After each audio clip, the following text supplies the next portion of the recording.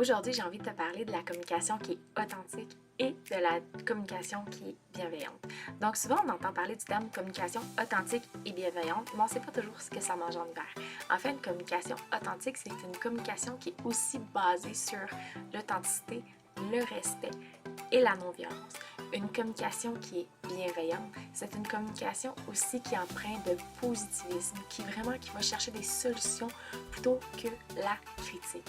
Donc souvent, en fait, ce qui arrive, c'est que dans notre drôle de société présentement, c'est que quand on a envie de discuter avec quelqu'un, souvent on va avoir des peurs.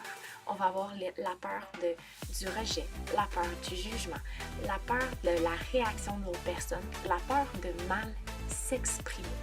Mais en fait, c'est que souvent, depuis qu'on est petit, quand on a envie de communiquer, des fois les adultes autour de nous disaient « Ben non, c'est pas grave, t'as pas besoin de pleurer, t'as pas besoin de ci, t'as pas besoin de ça. » Mais en réalité, c'est que la communication, c'est vraiment la base de toute relation interpersonnelle. Donc, c'est inévitable que tu aies besoin d'avoir une relation de communication avec tes beaux-enfants, avec l'ex de ton conjoint parfois même, et surtout avec ton conjoint. L'importance dans la communication, c'est de ne pas discuter lorsque nous sommes en colère. Parce que tu sais, quand il y a une difficulté, quand il y a de la conflictualité dans une situation et que tu as envie de discuter de quelque chose avec ton conjoint, mais que tu te sens déjà pas bien, que tu te sens déjà super fâché, c'est peut-être pas le bon moment pour aller exprimer ce qui se passe. Parce que souvent, la façon qu'on va le communiquer, c'est que ça va vraiment sortir d'une façon qui ne sera pas nécessairement positive, d'une façon qui ne sera pas nécessairement stable, qui ne sera pas déposée, qui ne sera pas réfléchie. Donc, souvent, ce que je vais conseiller à mes clientes, c'est que quand il y a une situation, par exemple, les enfants ont fait quelque chose qui ne fonctionne pas, tu es vraiment en colère et tu as envie de discuter de ça avec ton conjoint. Mais sur le coup de la colère, tu ne parleras pas au jeu, tu ne parleras pas de tes sentiments, tu ne parleras pas vraiment de ce que tu ressens. En fait, souvent, ce qui va arriver, c'est que tu vas accuser. Ton enfant fait ci, ton enfant fait ça, t'es jamais là pour m'aider, t'es jamais là pour faire la discipline, blablabla. On va surtout se ramasser dans les reproches. Qu'est-ce qui va arriver quand que tu reproches? Quand tu as une discussion de reproche à quelqu'un, c'est que l'autre personne va se sentir jugée. L'autre personne ne se sentira pas appréciée. Donc, sa réaction va être super négative. Donc, ça se peut qu'il t'approche avec d'autres reproches, puis tout ça va commencer une guerre. Tout ça parce que on va avoir débuté la communication par des critiques, par des attaques. Parce que si je te dis « t'es une mauvaise belle-mère, t'es une ci, t'es une ça », automatiquement, tu vas tomber dans la négativité et tu vas me refaire des reproches. Tu vas me dire « ben là, t'es qui toi pour me dire ça ?» Et on continue comme ça jusqu'à temps que ça n'aille plus de fin. Donc, en fait, c'est que quand il se passe une situation vraiment difficile, tu dois prendre le temps de te déposer. Tu dois prendre le temps de respirer, de faire des techniques de respiration, de prendre soin de toi pour vraiment aller changer ton mindset, aller changer ta façon de penser, pour prendre le temps de te calmer, de structurer tes idées et vraiment d'établir tes sentiments face à ça. Parce que c'est important dans une communication que tu fasses part de tes sentiments, que tu fasses part de tes insécurités, que tu fasses part en fait vraiment de tes états d'âme parce que la personne va être beaucoup plus ouverte à la souffrance que ça t'a apporté, à la façon que tu as de le faire, de dire, tu sais, aujourd'hui, mon chéri, là, les enfants n'ont pas bien agi, j'ai pas apprécié, je me suis sentie rejetée, je me suis sentie incapable de faire mes choses, je me suis sentie incapable de prendre une décision. Amener comme ça, ton conjoint, là, rarement il va se sentir pris au piège, rarement il va se sentir jugé, rarement il va se sentir mal. Donc souvent, ça va ouvrir la porte à une communication qui va être bienveillante. C'est là qu'il va pouvoir te dire telle chose, on peut améliorer tel point, qu'est-ce qu'on peut faire ensemble pour vraiment établir que toi aussi, tu te sens bien. La communication authentique aussi, c'est important que quand on ne file pas bien, c'est important de le dire. C'est important de ne pas laisser accumuler toutes les émotions négatives pendant plusieurs semaines, pendant plusieurs mois, jusqu'à temps que le presto y saute. Parce que quand il va y avoir eu trop de situations, quand il va y avoir eu trop de choses et que tu vas te sentir tellement mal, d'émotions négatives, négatives par-dessus émotions négatives, tu vas te sentir submergé. Et ce qui va arriver, c'est que la communication, ce que tu veux amener à ton conjoint, malheureusement, ça va être seulement de la négativité, des reproches, des accusations. Donc, quand il se passe quelque chose, où est-ce que tu te sens pas bien, où est-ce que tu auras envie de discuter, prends le temps vraiment de te déposer, de regarder la situation quand tu es plus calme, quand tu ressens moins d'éléments négatifs, quand tu as vraiment une ouverture à la discussion. Bienveillante aussi, c'est d'essayer de ne pas faire toujours des reproches ou de trouver une façon d'amener les choses pour que ton conjoint se sente pas mal, pour que ton conjoint se sente pas accusé, parce que ça aussi, c'est important.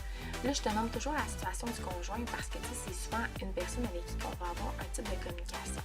Mais l'important aussi, là-dedans, pour toi, c'est que quand tu auras une discussion avec ton conjoint aussi et que tu vois que ça va pas bien et que tu vois qu'il est dans l'accusation, tu peux lui faire part aussi de ce que c'est la communication authentique et bienveillante.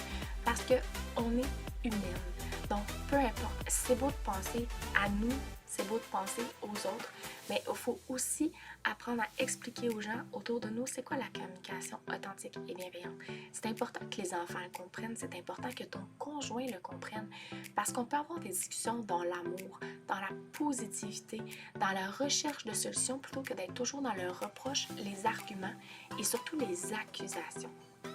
C'est tellement important d'avoir une super belle communication parce que souvent, c'est un des problèmes de couple qui se passe le plus. Moi, en fait, ce que je te suggère, c'est d'y aller avec le hamburger. OK? Tout le monde ou la majorité des gens connaissent la situation du hamburger.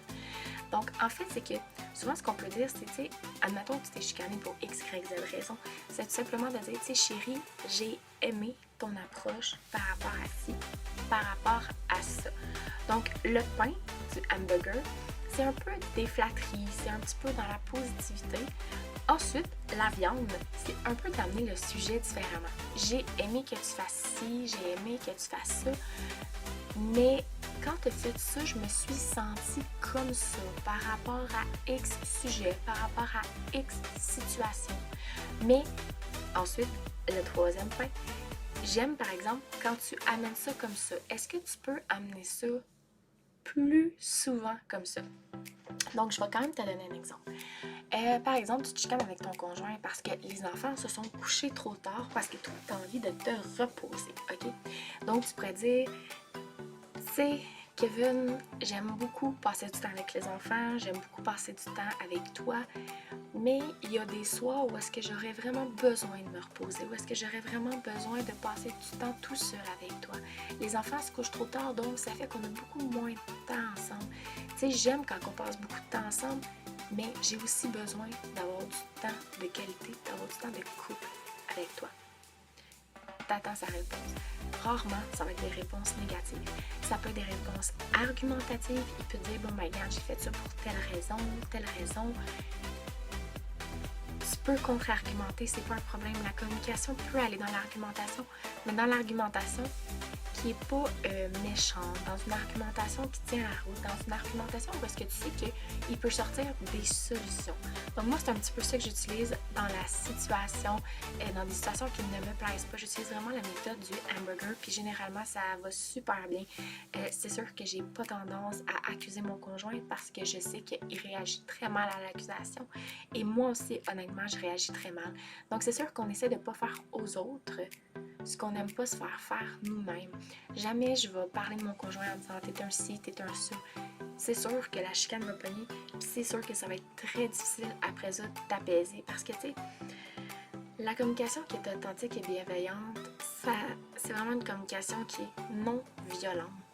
Fait que si tu dis t'es un trou de cul, t'es un ci, ça n'a pas marché de même, ton enfant c'est un ça, on n'est plus dans la communication authentique et bienveillante.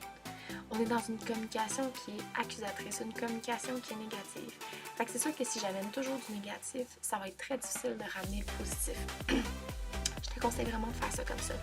Et aussi, de prendre soin de toi dans les situations où est-ce que c'est plus difficile, puis où est-ce que tu aurais besoin de parler, mais que tu ne sais pas trouver les mots. Si tu es dans une difficulté de communication, attends de te sentir calme.